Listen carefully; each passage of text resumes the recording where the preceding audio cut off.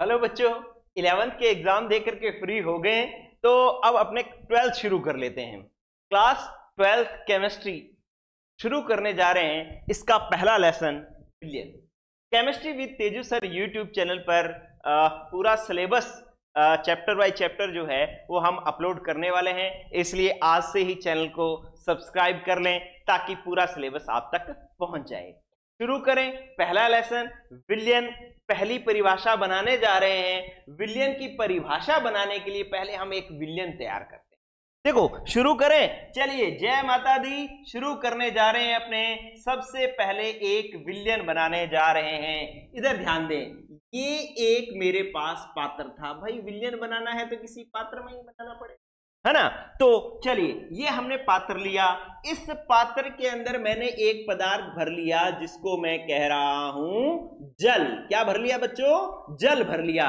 ये देखो मैंने इसके अंदर भर लिया जल, ठीक है।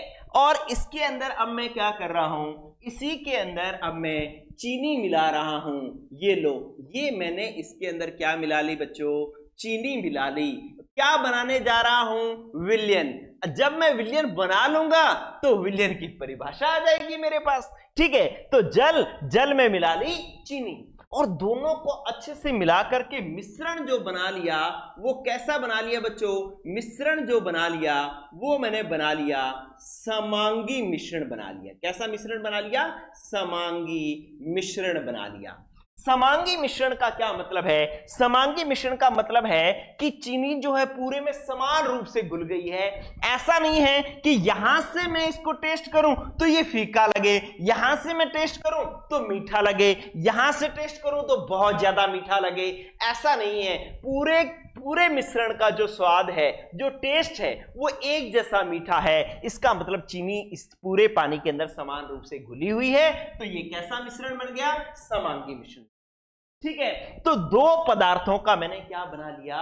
समांगी मिश्रण, ठीक है। अब इसके अंदर अगर मैं ऐसा कर दूं, अभी देखो अगर मैं ऐसा कहूं कि दो पदार्थों के समांगी मिश्रण को विलियन कहते हैं तो बात ठीक है। लेकिन ऐसा भी हो सकता था कि मैं इसके अंदर क्या कर सकता हूं बच्चों?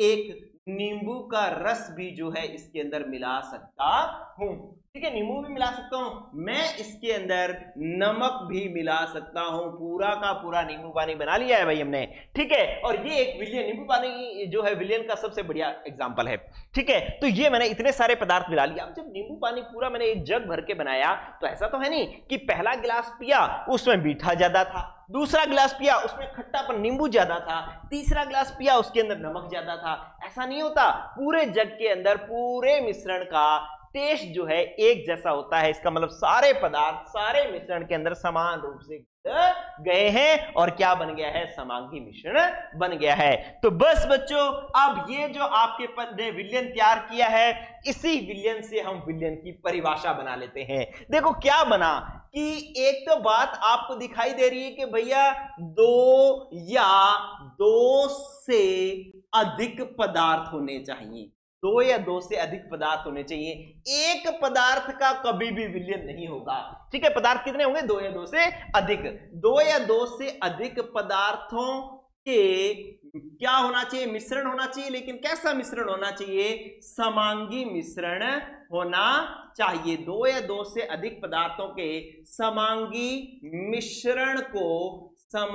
मिश्रण को विलियन कहते हैं। तो ये लो बच्चों, मुझे नहीं लगता कि अभी तक आपको कोई दिक्कत आई है और नो डाउट पूरे सिलेबस में भी कोई दिक्कत नहीं आएगी। तो आपने देखा दो या दो से अधिक पदार्थों के समांगी मिश्रण को विलियन कहते हैं। लेकिन इस विलियन के अंदर एक चीज और देख लो कि भाई इसके अंदर जो भी हमने पदार्थ मिलाया है, ठीक है, जो पदार्थ मिलाए हैं वो पदार्थ जो है अपने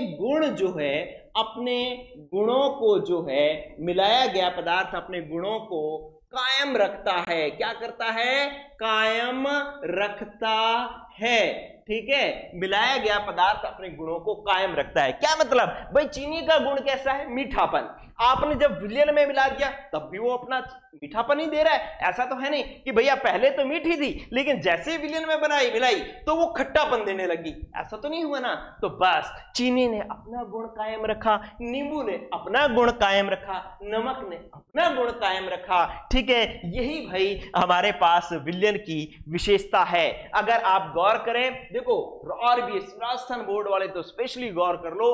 क्या गौर करना है? क्योंकि ऐसी बातों से ही क्वेश्चन आ सकते हैं। जब से जो objective question, fill in the blanks, one word, ये जो क्वेश्चंस आने लगे हैं ना, तो ये जो चैप्टर की जो स्टार्टिंग है इसकी इंपॉर्टेंस बढ़ गई है, क्योंकि इसी से ही जो है हमारे पास क्वेश्चंस पूछ लिए जाते हैं। तो एक तो बात हमने नोट कर ली भैया, 2 या 2 से अधिक पदार्थ होने चाहिए, मिश्रण समांगी बनना चाहिए, ठीक है, उसे हम विलयन कहते हैं। और जो भी पदार्थ मिलाया जाएगा वो अपने गुणों को कायम रखेगा, अपने गुणों को खोएगा नहीं, ठीक है। तो इस प्रकार से एक स्लाइड में हमने पहले विलयन की जो है वो हमने परिभाषा देख ली बच्चों।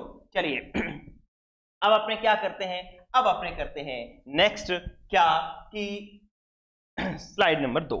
अभी अपने क्या करते हैं कि समांगी मिश्रण किसे कहते हैं। चलिए क्या है समांगी मिश्रण, ठीक है। ये जो वर्ड आ रहा है ये आपके पास एक एग्जाम में क्वेश्चन बन सकता है। क्या होता है समांगी मिश्रण? कि अभी हमने जो विलयन तैयार किया था बच्चों, अभी हमने जो विलयन तैयार किया था, ठीक है, अभी जो विलयन तैयार किया था वो विलयन, ये देखो अभी जो विलयन तैयार किया था उसके अंदर क्या था?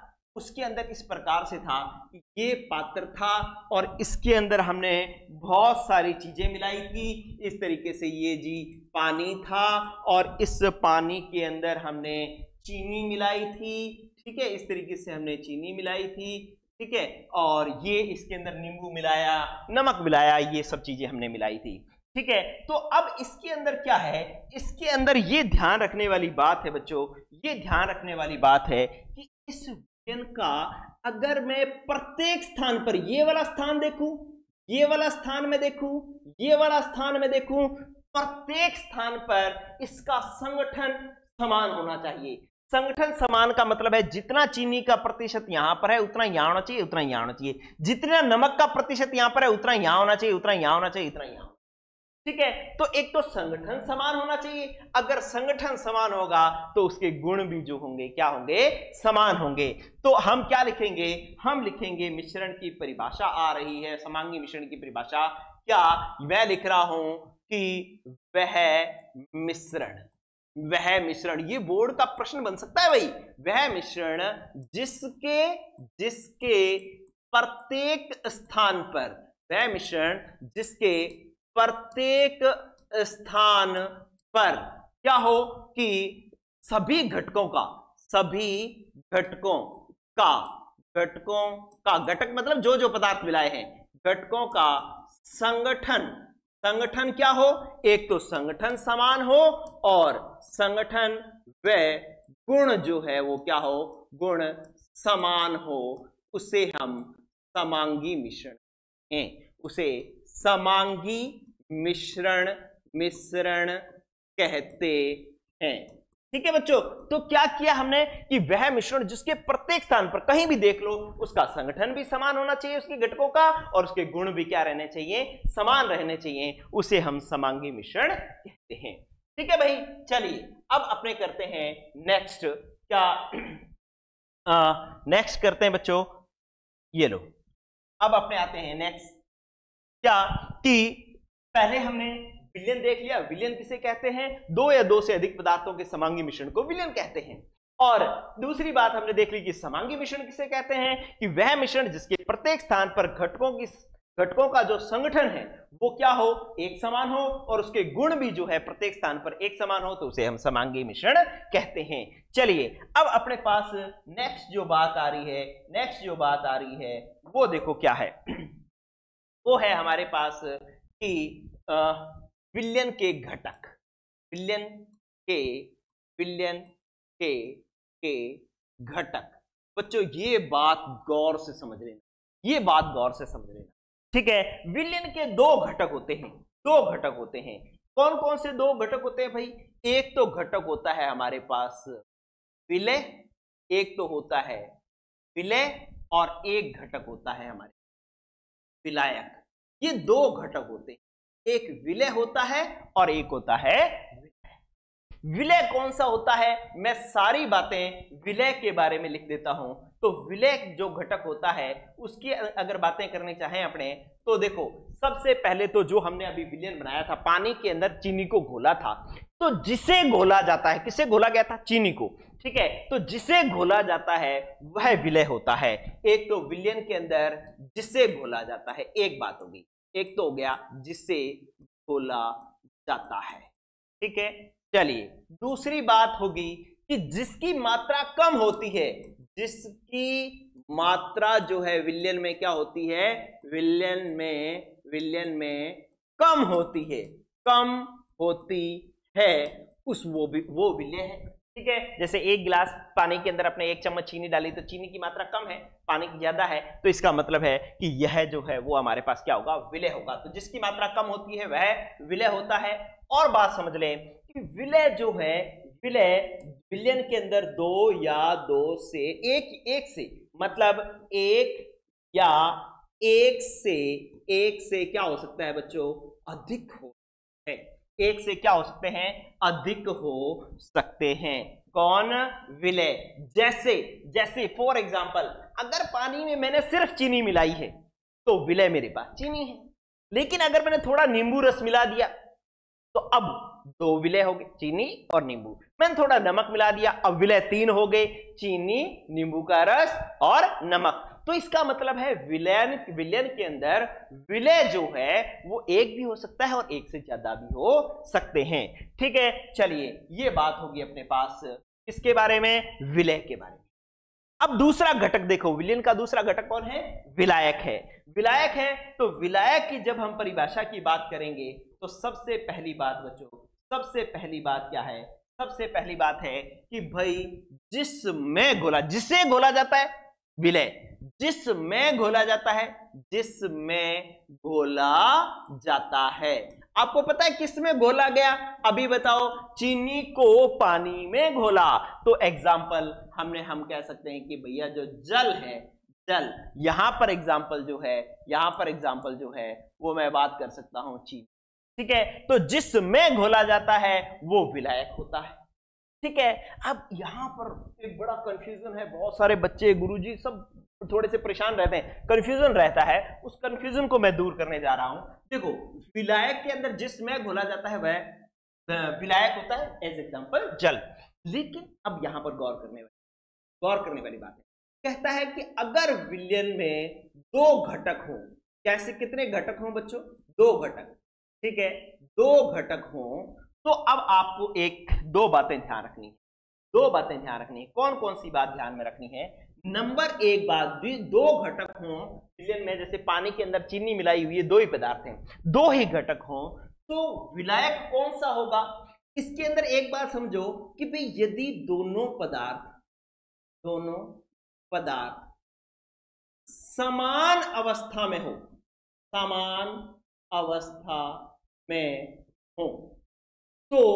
तो जो अधिक मात्रा में होता है,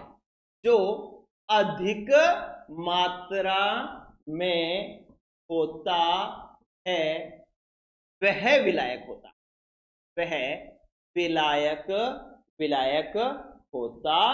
है, ठीक है। तो जो अधिक मात्रा में होता है वो विलायक होता है। जैसे मान लो मैंने पानी था, पानी के अंदर अल्कोहल मिला लिया, ठीक है। पानी 1 गिलास था, उसमें मैंने 1 कप जो है अल्कोहल मिला लिया, ठीक है। तो अब ज्यादा मात्रा में कौन है? पानी है। तो पानी जो है, दोनों की अवस्था समान है, दोनों द्रव है, ठीक है। तो पानी जो है वो मेरे पास क्या होगा? विलायक होगा। लेकिन अगर ऐसे कर दिया जाए कि उसी के अंदर 1 जग अल्कोहल मिला दिया जाए, अब पानी तो 1 गिलास ही था, अल्कोहल 1 जग हो गया, ठीक है। दोनों का मिश्रण तो समांगी ही बन रहा है, ठीक है। तो इस बार विलायक कौन हो जाएगा? अल्कोहल हो जाएगा। तो भैया जल और अल्कोहल दोनों समान अवस्था में हैं, अगर इन दोनों का मिश्रण है तो दोनों में से जो ज्यादा मात्रा में होगा वो विलायक होगा। क्या एक बात क्लियर? ठीक है। अब दूसरी बात सुनो, ये और मजेदार बात है भाई, और मजेदार बात है, सारे डाउट्स क्लियर हो जाएंगे। दूसरी बात यह है कि अगर घटक 2 ही हो लेकिन अब पदार्थ, दोनों पदार्थों की अवस्था अलग अलग हो, दोनों पदार्थों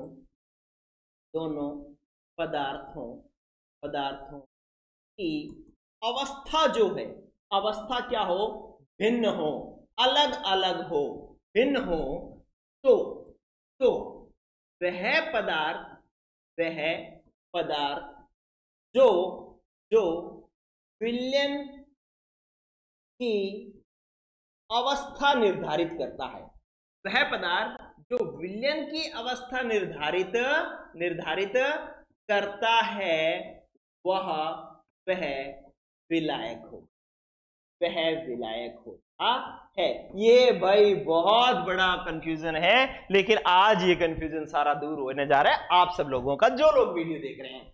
क्या है तीसरी बात इसके अंदर दूसरी बात मैंने क्या बताई कि अगर दोनों की अवस्था अलग अलग है, जैसे मान लो मैंने क्या किया कि पानी था, पानी की द्रव अवस्था है, चीनी मिलाई, चीनी ठोस है, दोनों की अवस्था अलग अलग है, लेकिन दोनों के मिलने के बाद में जो विलयन बनेगा, विलयन बताओ ठोस बनेगा कि द्रव बनेगा, द्रव बनेगा, ठीक है। तो इसका मतलब है कि इसके अंदर पानी ने विलयन की अवस्था निर्धारित की है, तो पानी इसके अंदर विलायक है। समझ में आई बात, ठीक है। कि अगर मान लो कि दो पदार्थ है, दोनों पदार्थों की अवस्था अलग अलग है, दोनों को मिलाया, एक द्रव है एक ठोस है, दोनों को मिलाया और विलयन जो बन गया वो द्रव बन गया। विलयन अगर द्रव बना है तो जो आपने दोनों में से विलय और विलायक में से जो आपने द्रव लिया था उसमें विलयन भी द्रव बना है, तो द्रव जो है वो विलायक होगा। लेकिन अगर दोनों को मिलाने के बाद में विलयन जो है वो ठोस बन जाता, तो यहां हमने जो ठोस लिया है वो विलायक हो जाता, ठीक है। एज एग्जांपल यहां पर तो मैं एग्जांपल लिख देता हूं, चीनी प्लस जल का, ठीक है, कि भाई दोनों को मिलाया, विलयन भी द्रव बन गया, तो जल जो है वो विलायक होगा। लेकिन अगर दोनों को मिलाने के बाद में विलयन ठोस बन जाता तो चीनी विलायक होती, ठीक है। यहां पर एग्जांपल कौन सा हो जाएगा, यहां पर एग्जांपल हो जाएगा हमारे पास एल्कोहल, यहां पर एग्जांपल हमारे पास हो जाएगा एल्कोहल और प्लस में जल, एल्कोहल प्लस जल जो है इसका एग्जांपल हो जाएगा पहले का। ये लो भाई, ये हमने विलायक की जितनी भी जो डाउट्स था वो हमने किया, क्लियर, ठीक है। अगर घटकों की संख्या ज्यादा है तो जो सर्वाधिक मात्रा में होगा वो जो है हमारे पास विलायक होगा। तो एक बात और हम यहां पर नोट कर सकते हैं कि अगर घटकों की संख्या ज्यादा है, घटकों की संख्या जो है वो दो से अधिक है, तो जो सर्वाधिक मात्रा में होगा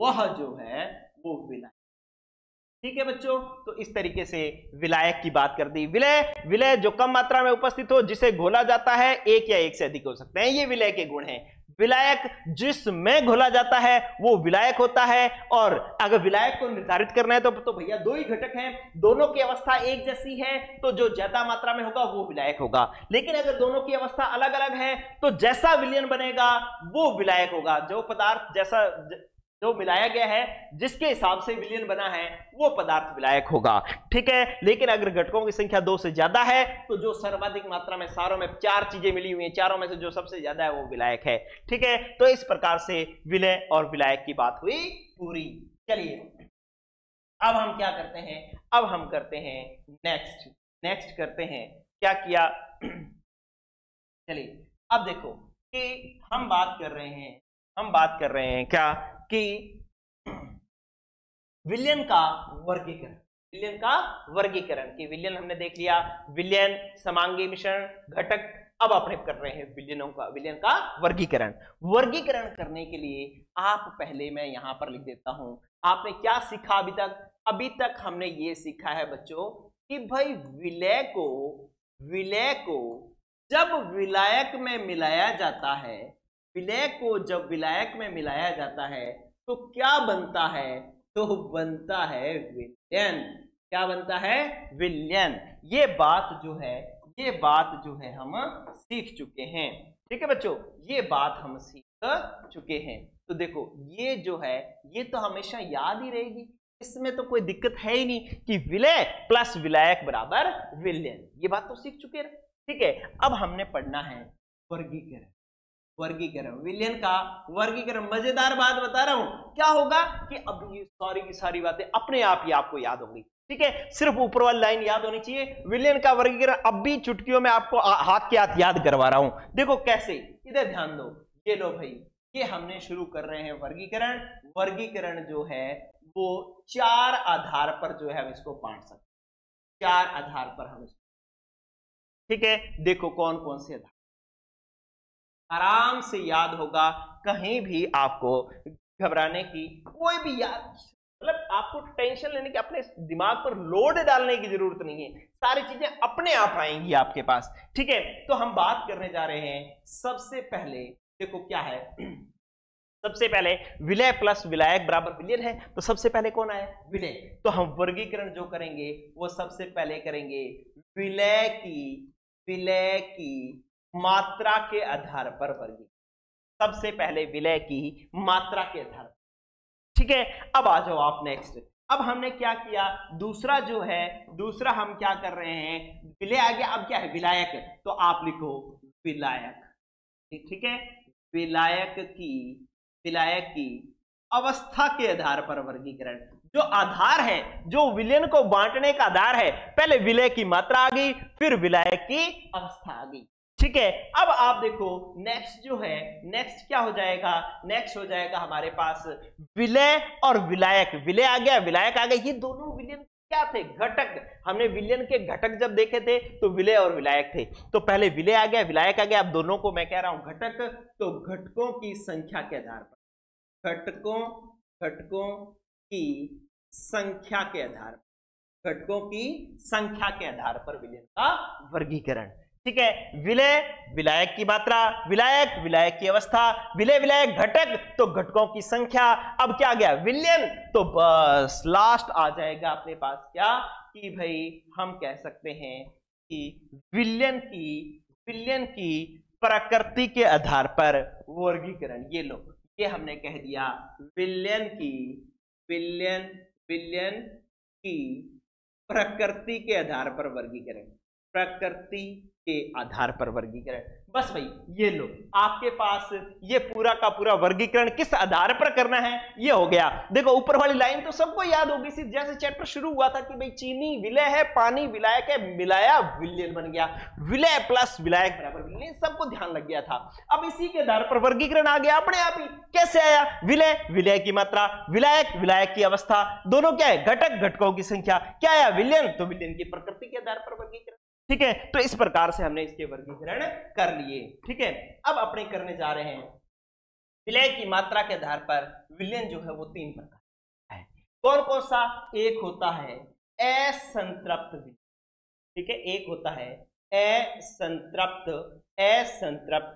विलयन, ठीक है। दूसरा होता है हमारे पास संतृप्त विलयन, संतृप्त विलयन, ठीक है। और एक होता है हमारे पास, तीसरा होता है अति संतृप्त विलयन, ठीक है। तो इस प्रकार से ये जो विलयन है, विलय की मात्रा के आधार पर अनसैचुरेटेड, सैचुरेटेड और सुपर सैचुरेटेड, ये 3 प्रकार के सॉल्यूशन, ठीक है। इसके बाद है हमारे पास विलायक की अवस्था के आधार पर वर्गीकरण। तो विलायक की अवस्था के आधार पर हम वर्गीकरण करें तो ये जो है वो 3 प्रकार का हो गया। विलायक की किसी पदार्थ की अवस्था कितनी होती है, 3 होती है ना, गैस, द्रव और ठोस। तो इसका मतलब है कि ये भी 3 प्रकार का हो गया। क्या हो गया, एक हो जाएगा गैसीय विलयन, और एक हो जाएगा हमारे पास द्रव्य विलयन, और एक हो जाएगा हमारे पास ठोस विलयन, ठीक है। आपने याद नहीं किया, क्या हुआ, ये अपने आप ही आ रहा है भाई। विलायक की अवस्था, किसी भी पदार्थ की अवस्था 3 होती है, गैस, द्रव और ठोस, ठीक है। तो आपके पास अगर विलायक गैस है तो गैसीय विलयन, द्रव है तो द्रवीय विलयन, ठोस है तो ठोसीय विलयन। ये विलयन वर्ड लगा लेना भाई, ठीक है। ये विलयन, ये वर्ड जो है अपने को लगा लेने हैं, ठीक है। इसी के बाद आपके पास नेक्स्ट क्या है, घटकों की संख्या के आधार पर वर्गीकरण। तो घटकों की संख्या के आधार पर जो हमने वर्गीकरण करना है, वो घटकों की संख्या के आधार पर हम विलयन को 2 भागों में बांट सकते हैं। कौन कौन से, एक तो है जी, एक है द्विअंगी विलयन, ठीक है। एक होता है त्रिअंगी विलयन। और इसी तरीके से चतुष्क अंगी भी हो सकता है, चतुष्क, ठीक है, चतुष्क अंगी भी हो सकता है। तो ये जो है अपने पास द्विअंगी, त्रिअंगी और चतुष्ंगी विलयन होगा। इसको मैं अभी क्लियर कर देता हूं, ये यहीं पे खत्म कर देंगे अभी, ठीक है। क्या होगा कि भाई अगर विलयन में दो ही घटक है, पानी प्लस चीनी, तो द्विअंगी।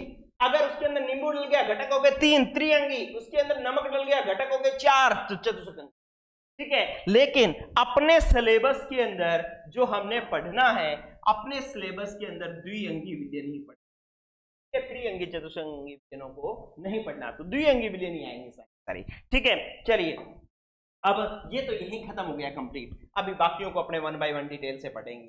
अब आ जाओ नेक्स्ट हमारे पास क्या है बच्चों, कि हमने कहा कि विलयन की प्रकृति के आधार पर वर्गीकरण। अच्छा, किसी भी पदार्थ की प्रकृति कैसी होती है, आपकी प्रकृति कैसी है भाई? या तो आप एक आइडियल स्टूडेंट है, आदर्श बच्चे हैं, या एक आप उत्पाती बच्चे हैं, अनादर्श बच्चे हैं, है ना। दो ही प्रकृति दो ही हो सकती है, या तो आइडियल या नॉन आइडियल, ठीक है। तो इसी प्रकार से विलयन की प्रकृति भी दो ही होती है, या तो आदर्श होता है, ठीक है। अगर आदर्श होता है तो हम उसको आदर्श विलयन कहते हैं, और अगर वो उत्पाती होगा तो हम उसको कहेंगे क्या? अनादर्श विलयन। कौन सा कहेंगे बच्चों? अनादर्श विलयन। तो दो ही प्रकृति हो सकती है, आदर्श विलयन या फिर अनादर्श विलयन, ठीक है। तो ये हमने वर्गीकरण का आधार प्लस उस आधार पर विलयन कौन कौन से प्रकार के होते हैं, इसका पूरा एक चार्ट बनाया है, ठीक है। तो इसके अंदर अपने ये जो टॉपिक है, इसको आप क्रॉस मार लो। क्यों? क्योंकि ये हो गया भाई घटकों की संख्या के आधार पर 2 घटक द्विअंगी, 3 घटक त्रिअंगी, 4 घटक चतुष्क अंगी, ये हो गया खत्म, क्लियर। और ये जो बाकी है, जैसे जैसे चैप्टर चलेगा 1 बाय 1 आते जाएंगे, क्लियर होगी बात। तो इस प्रकार से हम विलयन का वर्गीकरण जो है वो देख सकते हैं, ठीक है बच्चों। अब नेक्स्ट हम बात करते हैं कि भाई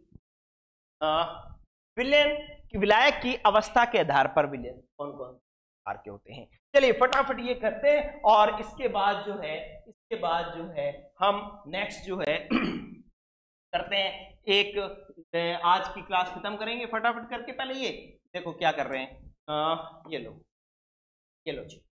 अब है जो हमारे पास था ना, विलायक की अवस्था के आधार पर वर्गीकरण, ये कंप्लीट कर लेते हैं। बाकी जो दोनों है चैप्टर जैसे जैसे चलेगा उस, और मैं बता दूंगा कि ये शुरू वाले पहले एपिसोड में पढ़ा था, और वही हम आज यहां पर कर रहे हैं, ठीक है। तो चलिए देखो, विलायक की अवस्था के आधार, आसानी से क्लास में बैठने का मतलब पता है क्या होता है? विलायक की अवस्था के आधार पर विलयन, आधार पर वर्गीकरण, ठीक है, विलयन का वर्गीकरण।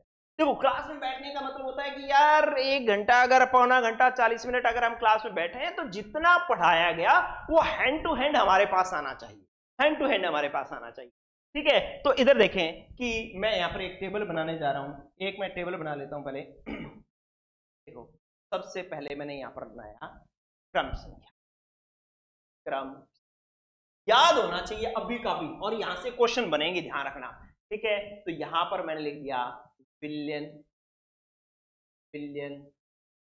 के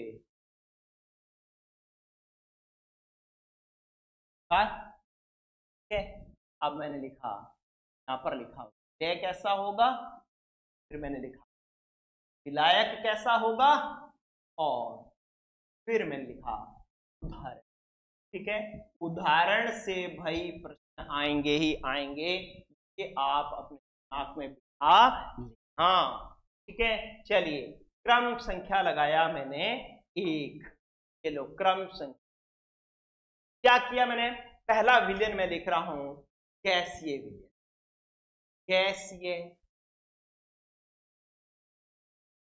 विलायक की अवस्था के आधार पर वर्गीकरण कर रहे हैं ना अपने, विलायक की अवस्था के आधार पर। तो गैसीय विलयन है, तो विलायक कैसा होगा बच्चों? गैस होगा। विलायक कैसा होगा? गैस होगा। ये बात क्लियर है, विलायक गैस होगा, ठीक है। विलय कैसा हो सकता है कि विलय गैस भी हो सकता है, द्रव भी हो सकता है, ठोस भी हो सकता है, लेकिन एक शर्त पक्की है कि अगर गैसीय विलयन है, क्योंकि हम विलायक की अवस्था के आधार पर वर्गीकरण कर रहे हैं, किसकी अवस्था के आधार पर? विलायक। तो विलायक तो गैस ही होगा, ठीक है, तो इसका मतलब जो है वो हमारे पास विलय जो है वो गैस भी हो सकता है, तो गैस का गैस में विलयन भी गैसीय विलयन होगा। ये द्रव भी हो सकता है, द्रव विलय को हम गैस में घोलें तब भी जो है हमारे पास कौन सा विलयन बनेगा, गैसीय विलयन ही बनेगा। अगर हम किसी ठोस को गैस में घोलें तब भी जो है वो हमारे पास गैसीय विलयन ही बनेगा। क्या मेरी ये बात क्लियर हुई क्या? बताओ रे, ये बात क्लियर हुई क्या कि अगर गैसीय विलयन है तो एक बात पक्की है। कौन सी वाली बात पक्की है? कि विलायक गैस होगा। विलय गैस भी हो सकता है, द्रव भी हो सकता है और ठोस भी हो सकता है। ठीक है, अब मैं बात करता हूं दूसरा पॉइंट मैंने लिखा द्रव विलयन। क्या लिखा? दूसरा प्रकार विलयन का मैंने लिखा है द्रव विलयन। तो बच्चों आप मुझे बताना कि विलय कैसा होगा। विलय तो अभी हम कुछ नहीं कहेंगे, लेकिन एक बात पक्की है कि विलायक जो है वो द्रव होगा। द्रव विलयन में एक बात पक्की है, क्योंकि विलायक की अवस्था के आधार पर वर्गीकरण कर रहे हैं तो विलायक द्रव होगा, ये बात पक्की है। ठीक है, लेकिन विलय क्या हो सकता है? विलय जी हमारे पास गैस भी हो सकता है, विलय जी हमारे पास द्रव भी हो सकता है, विलय जी हमारे पास ठोस भी हो सकता है। तो ठोस के द्रव का गैस का द्रव में विलयन, द्रव का द्रव में विलयन और ठोस का द्रव में विलयन, ये लो 3 प्रकार ये हो जाएंगे। क्लियर हुई बात बच्चों? तो अब मैं नेक्स्ट अगर कुछ लिखूंगा तो मुझे लग रहा है कि मुझे कुछ समझाना नहीं चाहिए, अपने आप ही आप लोग लिख सकते हैं। कमेंट करके बताना बच्चों कि कितने बच्चों को अपने आप लिखना आ गया था ये तीसरा प्रकार। एग्जाम्पल तो अभी हम बात करेंगे, एग्जाम्पल भी अपने आप ही याद होंगे। तीसरा प्रकार जिन जिन को लिखना या अपने आप लिख सकता है वो मुझे कमेंट करके बताना कि सर मैंने जो है वो अपने आप लिख डाला था। ठीक है, मैंने कहा ठोस विलयन, तो एक बात पक्की की विलायक ठोस, एक बात पक्की की विलायक क्या होगा भैया? ठोस होगा। लेकिन विलय कैसा हो सकता है? विलय जी गैस भी हो सकता है, विलय जी द्रव भी हो सकता है, विलय जी ठोस भी हो सकता है, लेकिन विलायक जो है वो ठोस ही होगा। विलायक जो है वो ठोस ही होगा। ठीक है, तो ये रहा भाई गैस का ठोस में विलयन, द्रव का ठोस में विलयन, ठोस का ठोस में विलयन। ठीक है, ये शायद कटे तो आप देख लेना, इसको दिख जाएगा ये आपको। चलिए, क्या ये टेबल इतना लिखना आ गया क्या? अगर इतना लिखना आ गया तो अब बात बन जाएगी। अब एग्जांपल्स में तो कोई मुश्किल नहीं है। देखो पहले मैंने क्या लिखा कि गैसीय विलयन, विलायक गैस होगा, विलय गैस भी हो सकता है, द्रव भी हो सकता है, ठोस भी हो सकता है। द्रव विलयन, द्रव विलायक द्रव होगा, लेकिन विलय गैस द्रव ठोस कोई भी हो सकता है। ठोस विलयन, विलायक ठोस होगा, विलय जो है वो गैस द्रव और ठोस कोई भी हो सकता है। चलिए अब हम बात करते हैं इसके उदाहरण की। उदाहरणों में सबसे पहला उदाहरण अगर मैं यहां पर लिखूं, ठीक है, ग्रीन पेन से लिखता हूं। देखो बच्चों, क्या कि गैस का गैस में विलयन का उदाहरण बताओ। देखो जब विलायक गैस है ना, एक बात आपने याद की थी अभी कि विलायक वो होता है जो सर्वाधिक मात्रा में होता है। उदाहरण याद करने के लिए तरीका बता रहा हूं, ट्रिक बता रहा हूं, देखो कैसे याद होगा। ये तो लिखना अपने आप आ गया, उदाहरण भी अपने आप लिखे जाएंगे। अभी देखना अपने आप लिखे जाएंगे कैसे। तो हमने कहा था कि विलयन में विलायक जो होता है वो सर्वाधिक मात्रा में उपस्थित, और अगर यहां पर विलायक हमारे पास गैस है तो कौन सी गैस है भैया जो सर्वाधिक मात्रा में उपस्थित है? N2 gas. क्या है? N2 gas. वायुमंडल में कौन सी गैस सबसे ज्यादा है? Nitrogen gas. ठीक है, तो इन तीनों एग्जांपल में हमने किस में घोलेंगे? कोई भी चीज घोलेंगे तो N2 गैस में घोलेंगे। ये बात पक्की होगी, बस ये बात फिक्स कर। ठीक है, अब जैसे पहले कह दिया गैस का गैस में विलयन, तो मैंने कह दिया एग्जांपल भाई O2 गैस का N2 गैस विलयन। ये लो N2 गैस में, ठीक है, N2 गैस में, ठीक है, तो O2 गैस का N2 गैस में। ठीक है, तो यहां गैस था, यहां गैस था, दोनों गैस का गैस में, लेकिन N2 ज्यादा मात्रा में है इसलिए ये विलायक है। अब दूसरा देखो, द्रव का गैस में विलयन। तो मैं यहां पर कह सकता हूं क्या कि जैसे द्रव क्लोरोफॉर्म